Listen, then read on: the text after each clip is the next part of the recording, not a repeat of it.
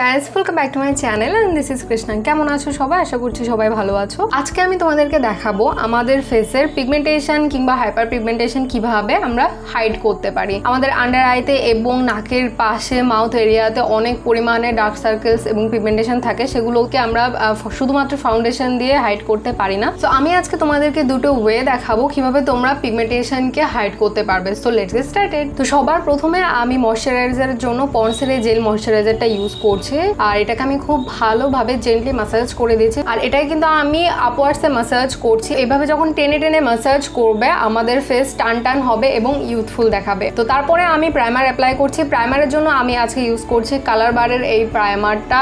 অসম্ভব ভালো একটা প্রাইমার। আমি আমার প্রবলেমেটিক এরিয়াগুলোতে বেশি ফোকাস করছি, আমার ফেসের দুপাশে, কপালে, নাকের উপরে এবং থুতনিতে, এই সমস্ত জায়গাগুলোতে আমি ভালোভাবে প্রাইমার অ্যাপ্লাই করছি পোর্সকে মিনিমাইজ করার জন্য। এবার আমি চলে যাচ্ছি কালার কারেক্টিং এ। কালার কারেক্টিং এর জন্য আমি ইউজ করছি এলে গার্লের প্রো অরেঞ্জ কারেক্টার। এই কালার কারেক্টারটা আমি আমার আন্ডার আই এরিয়াতে অ্যাপ্লাই করছি, আর এটাকে কিন্তু আমি হাত দিয়ে ব্লেন্ড করে নিচ্ছি খুব ভালোভাবে। একটা জিনিস লক্ষ্য রাখবে, আমাদের ডার্ক সার্কেল যত ডিপ হবে আমাদের কালার কারেক্টিং এর শেডটাও কিন্তু তত ডিপ হবে। সো আমার আন্ডার আই এরিয়াতে যেহেতু একটু বেশি ডার্ক সার্কেলস রয়েছে, সেই ক্ষেত্রে আমি একটু ডিপ কারেক্টার অ্যাপ্লাই করছি। এরপরে আমি যেটা করছি, আমি আমার মাউথ এরিয়াতে এবং নোজ এরিয়াতে দেখো অনেক ডার্ক স্পট রয়েছে, তো এই সমস্ত জায়গাগুলোতে আমি অরেঞ্জ কারেক্টার ইউজ করছি। এটা হচ্ছে মিস ক্লেয়ারের অরেঞ্জ কারেক্টার। এটার শেড এলে গার্লের কনসিলারের থেকে একটু লাইট, যেহেতু আমার এই সমস্ত জায়গাগুলোতে খুব বেশি পিগমেন্টেশন নেই, অনেকটা লাইট পিগমেন্টেশন, তো সেই ক্ষেত্রে আমি কিন্তু লাইট কনসিলারই অ্যাপ্লাই করছি এবং এগুলোকেও আমি খুব ভালোভাবে ব্লেন্ড করে দিচ্ছি ফেসের সাথে। একদম কিন্তু মিশে যেতে হবে, নাহলে কিন্তু ফাউন্ডেশন কেকি হয়ে যাবে এবং এই সমস্ত জায়গাগুলো কালো থেকে যাবে।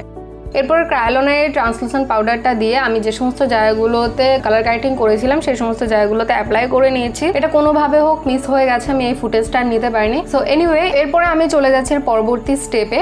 আজকে আমি কোনো ফাউন্ডেশন অ্যাপ্লাই করব না। ফাউন্ডেশন ছাড়াও কি করে একটা ফ্ললেস বেস পাওয়া যায় সেটাই আমি তোমাদেরকে দেখাবো। আর তার জন্য আমি ইউজ করব ল্যাকমির এই সিসি ক্রিম। আর আমার স্কিন টোন ওয়াইজ এর শেড হচ্ছে বিচ। তোমরা তোমাদের skin tone wise shade purchase করবে। আমি প্রথমে ডট ডট করে আমার ফেসে অ্যাপ্লাই করে নিচ্ছি। এরপরে আমি এটাকে হাত দিয়ে ভালোভাবে ব্লেন্ড করে নেব। আর এই পুরো মেকআপ লুকটাই কিন্তু আমি হাত দিয়েই করছি, কোথাও কিন্তু আমি কোনো ব্রাশ কিংবা স্পঞ্জ ইউজ করছি না। আমাদের অনেকের কাছে অনেক সময় ব্রাশ কিংবা স্পঞ্জ থাকে না, বিশেষ করে বিগিনারদের কাছে। তো এই মেকআপ লুকটা একদমই বিগিনার ফ্রেন্ডলি, সুতরাং যারা বিগিনার আছো কিংবা যাদের কাছে এখনো ব্রাশ নেই তাদের জন্য এই লুকটা কিন্তু অনেক বেশি হেল্পফুল হবে। সুতরাং অবশ্যই মনোযোগ সহকারে দেখো। তো দেখো, আমি খুব ভালোভাবে কিন্তু আমার হাত দিয়ে এটাকে ভালোভাবে ব্লেন্ড করে নিয়েছি। আমি আরেকটা লেয়ার অ্যাপ্লাই করে নিচ্ছি। আমার ফেসে যেহেতু একটু ডার্ক স্পটস বেশি রয়েছে, আমার পিগমেন্টেশন এখনো ভালোভাবে হাইড হয়নি, তাই আমি আরেকটা লেয়ার অ্যাপ্লাই করছি। তোমাদের যদি একটা লেয়ারে হয়ে যায় তাহলে সেক্ষেত্রে একটা লেয়ারই অ্যাপ্লাই করবে।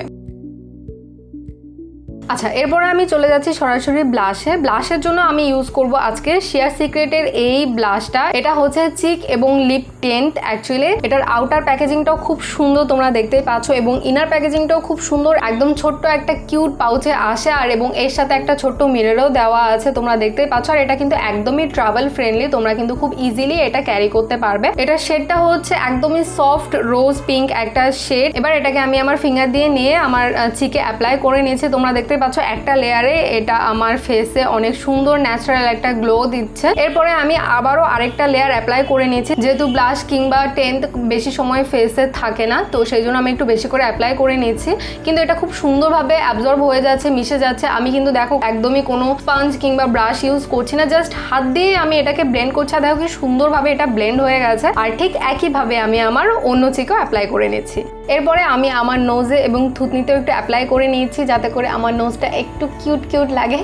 তো এনিওয়ে, এই চিক টেন্টটা কিন্তু তৈরি হয়েছে চেরি ব্লসম এবং টারমারিক পাউডার দিয়ে। এটা খুবই ভালো। এটা কিন্তু আমাদের স্কিনের জন্য একদমই হার্মফুল নয়, ভীষণই ন্যাচারাল ইনগ্রিডিয়েন্টস দিয়ে তৈরি। আর এই চিক টেন্টটা কিন্তু 10 গ্রাম প্রোভাইডস করে, আর এর প্রাইস হচ্ছে 599 রুপিস। তো এই চিক টেন্টটা যদি তোমরা পারচেস করতে চাও, নিচে লিঙ্ক দেওয়া থাকবে, তোমরা অবশ্যই চেক করে নিও। সো দেখো, আমার ফেস একদম ন্যাচারাল পিঙ্কিশ লাগছে। আমি একদমই কিন্তু কন্ট্যুরিং হাইলাইটিং কিছু করিনি, জাস্ট একটা চিক টেন্টের মাধ্যমে আমি আমার এই সিম্পল লুকটাকে ফুটিয়ে তুলেছি। সো এনিওয়ে, এরপরে আমি আমার আইল্যাশ কার্ল করে নেব একটা আইল্যাশ কার্লার দিয়ে। আমি যেহেতু আজকে কোনো আইলাইনার, কোনো আইশ্যাডো কিংবা কোনো ফলস ল্যাশ অ্যাপ্লাই করবো না, তাই আমি আমার আই লুকটাকে একটু ভাইব্রেন্ট দেখানোর জন্য আমি আমার ল্যাশকে কার্ল করে নিচ্ছি।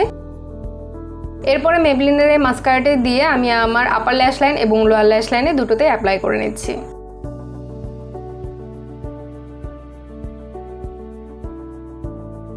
এরপরে চলে যাচ্ছি লিপস্টিকের পার্টে। লিপস্টিকের জন্য আজকে আমি কোনো রকম লিপস্টিক অ্যাপ্লাই করব না। আজকে আমি শিয়ার সিক্রেটের সেই লিপ এবং চিক টেন্টটা দিয়ে অ্যাপ্লাই করছি। খুবই ন্যাচারাল লাগে এই লিপ টেন্টটা আমাদের লিপসে অ্যাপ্লাই করলে। দেখো আমার লিপস খুব হেভি লাগছে না, একদমই ন্যাচারাল সফট একটা লুক আসছে। তো এই লিপ টেন্টটা আমি ভালোভাবে অ্যাপ্লাই করে নিচ্ছি আমার লিপসে। আর এতে যেহেতু কোনো হার্মফুল কেমিক্যাল নেই, সুতরাং আমাদের ফেস এবং লিপসের জন্য একদমই safe. So yeah, this is my final look. কেমন লাগছে অবশ্যই আমাকে কমেন্ট করে জানাও। কোনো রকম ফাউন্ডেশন ইউজ না করেই কিন্তু আমি আমার সমস্ত ডার্ক সার্কেলস এবং পিগমেন্টেশন হাইড করেছি। তো তোমরাও যদি এইভাবে তোমাদের ডার্ক সার্কেল হাইড করতে চাও, অবশ্যই এই টেকনিকগুলো ফলো করতে পারো। শুধুমাত্র একটা সিসি ক্রিম দিয়ে আমি এই পুরো লুকটা ক্রিয়েট করেছি। তো এনিওয়ে, আজকের মতো এখানেই বিদায় নিচ্ছে। আবার দেখাবে পরবর্তী কোনো টিউটোরিয়ালে। ততক্ষণের জন্য টাটা অ্যান্ড টেক কেয়ার।